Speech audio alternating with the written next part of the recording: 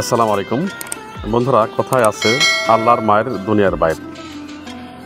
গতকাল 5-6 এপ্রিল আমাদের এখানে কালবৈশাখীর ঝড়ে সব কিছু লণ্ডভণ্ড হয়ে যায়, গাছপালা ভেঙে যায়, ফসলের ব্যাপক ক্ষয়ক্ষতি হয়।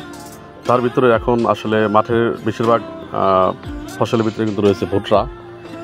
আর যারা ফুলকপির আবাদ করেছিলাম তারা এই ফুলকপি কাটার পরে কিন্তু আমরা ভুট্টা লাগিয়েছি। কিন্তু দেখতে পাচ্ছেন আমাদের এই ভুট্টার জমির অবস্থা, অর্থাৎ প্রতিটি জমি যেন একবারে মাটির সাথে মিশে গেছে। এগুলো থেকে আসলে কোনো কিছুই আর আশা করা সম্ভব নয়। তো আসলে কৃষিকাজ একটা ঝুঁকিপূর্ণ। এখানে আসলে কোনো কিছুই বলে কয়ে আসে না, অর্থাৎ ভাগ্য যেটা আছে সেটাই হবে। দেখতে পাচ্ছেন যে এই ভুট্টা যে গাছগুলো দেখতে পাচ্ছেন, এগুলো কিন্তু আসলে আর 15 থেকে 20 দিন পরে কিন্তু এগুলো আমরা তুলতে পারতাম। তো ভুট্টার মোসাও এসেছিল, কিন্তু এগুলো পরিপক্ক হয় নাই, যার কারণে কিন্তু এগুলো এখন আর উপযোগী হবে না, অর্থাৎ ব্যবহার করার উপযোগী কিন্তু আর নাই। গরুকে খাওয়ানো যাবে, কিন্তু অত ভুট্টা গাছ কি আর গরুকে খাওয়ানো সম্ভব? দেখতে পাচ্ছেন একবারে মাটির সাথে পড়ে গেছে, অর্থাৎ ভেঙে গেছে। প্রত্যেকটা গাছের গোড়ায় কিন্তু একবারে ভেঙে মাটির সাথে মিশে গেছে, অর্থাৎ এগুলো থেকে আর কোনো ফলনই আশা করা সম্ভব নয়। তো আসলে যারা আমরা কৃষিকাজ করি, যারা কৃষক, তাদেরকে আসলে বিভিন্ন ক্ষতির সম্মুখীনে পড়তে হয়, অর্থাৎ আবহাওয়া অনুকূলে না থাকলে, অর্থাৎ বিভিন্ন প্রাকৃতিক দুর্যোগে আমাদের কিন্তু আসলে যারা কৃষিকাজ করি তাদের কিন্তু অত্যন্ত ঝুঁকির মুখে পড়তে হয়। দেখতে পাচ্ছেন যে আসলে 100% ভুট্টা হয়েছিল, অর্থাৎ ভুট্টার কিন্তু বাম্পার ফলন হয়ে গেছিলো এবার, কিন্তু জমিতেই এই ফসলগুলো নষ্ট হয়ে যাবে। দেখতে পাচ্ছেন যে প্রত্যেকটা গাছ কীভাবে পড়ে গিয়েছে, অর্থাৎ আমি এই সিজনে প্রায় 10 থেকে 12 বিঘা এই ভুট্টার আবাদ করেছিলাম, কিন্তু দুঃখের বিষয় আমার প্রত্যেকটি জমি আসলে এভাবে মাটির সাথে মিশে গিয়েছে। আমি প্রায় 2 লক্ষ টাকার মতো খরচ করেছিলাম এই 12 বিঘায়, কিন্তু এখন আমাদের চালান আসবে না, অর্থাৎ পুরোটাই লস। তো এবার কৃষিকাজ আসলে আমাদের কৃষক যারা আছে তাদের অনুকূলে নয়, কারণ সবজির দাম আমাদের এবার অনেকটাই ধরা খেয়েছি। আর আশা ছিল যে আসলে ভুট্টায় আমরা কিছু ফলন পাবো, কিন্তু সেখানেও ঘুরে বালি। দেখতে পাচ্ছেন যে ছোটো গাছগুলো কিন্তু একবারে মাটির সাথে মিশে গেছে, দেখছেন বাধা, অর্থাৎ প্রত্যেকটা খুব ভুট্টায় কিন্তু আপনার মোসা ধরেছিল, কিন্তু এখন কিন্তু সেই মোসা আর কোনো কাজেই লাগবে না। আমাদের এখানে অনেক সময় ভুট্টা গাছ ধরে বিক্রি করা যায়। দেখতে পাচ্ছেন যে প্রত্যেকটাই মোসা ধরেছে, অর্থাৎ এগুলো কিন্তু আসলে আর সম্ভব নয় কোনো কিছু করার।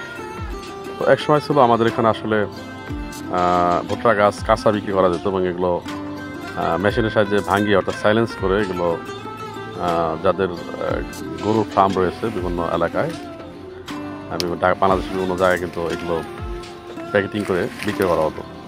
কিন্তু সেটারও একটা অসুবিধা রয়েছে, যেগুলো এই প্যাকেটিং করতে গেলে আপনাকে ভুট্টা গাছগুলো পরিপক্ক হতে হয়, অর্থাৎ পরিপক্ক যদি না হয় তবে সেক্ষেত্রে এই জলে বাষ্প বা পানির অংশ যদি বেশি থাকে এই গাছের ভিতরে, তবে সেগুলো সাইলেন্স করলে এগুলো কয়েকদিন পরেই নষ্ট হয়ে যায়, অর্থাৎ লং টাইম থাকে না, যার কারণে কিন্তু এগুলো সাইলেন্স করাও খুবই সমস্যা। যার কারণে আমি যারা ভুট্টা জমি খেত ধরে, অর্থাৎ গাছ কেটে বিক্রি করে, তাদেরকে আমি বলেছিলাম, বিভিন্ন পাইকারি গাছ আমি গিয়েছিলাম, কিন্তু তারা বললো যে আসলে পরিপক্ক হয় নাই, যার কারণে কিন্তু আমরা এগুলো নিব না।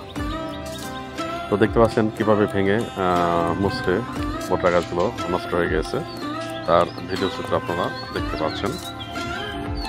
তো আসলে যে কথা বলতেছিলাম, যে তারা বললো যে আসলে এগুলো যদি আমরা এখন মেশিনে সাইলেন্স করি, তো এগুলো আসলে কয়েকদিন পর নষ্ট হয়ে যাবে, অর্থাৎ সাথে সাথে গরুকে খাওয়াতে হবে। আর এগুলো তো আসলে এত পরিমাণ ভুট্টা গাছ কিন্তু আসলে গরুকে খাওয়ানো সম্ভব না, অর্থাৎ 1 বিঘা 2 বিঘা 2 বিঘা না, অর্থাৎ আমাদের এলাকায় পুরা 1 একর জমি ভুট্টার আবাদ হয়েছিল, কিন্তু সেগুলো প্রত্যেকটা জমিতেই কিন্তু এরকম অবস্থা, অর্থাৎ প্রত্যেকটি কৃষক, শুধু আমি না, প্রত্যেকটি কৃষক আমাদের এখানে যারা ছিল তারা কিন্তু সবাই ক্ষতিগ্রস্ত হয়েছে। অর্থাৎ এই বাইনের যে সমস্ত ভুট্টাগুলো ছিল তারা সবাই ক্ষতির সম্মুখীন। কাজেই এখানে সব জমিতেই ভুট্টা গাছ এভাবেই পড়ে গেছে। কাজেই যারা আসলে ক্ষেত ধরে কিনবে তারা কিন্তু এখন কিনবে না। আর গরুকেও আসলে কয়টা খাওয়ানো যায়, এটা কিন্তু আসলে সম্ভবপর নয়। যার কারণে কিন্তু আমাদের এই ভুট্টার গাছগুলো কোনো এখন কাজে লাগানো যাবে না। তো আসলে কৃষিকাজ অত্যন্ত ঝুঁকিপূর্ণ কাজ।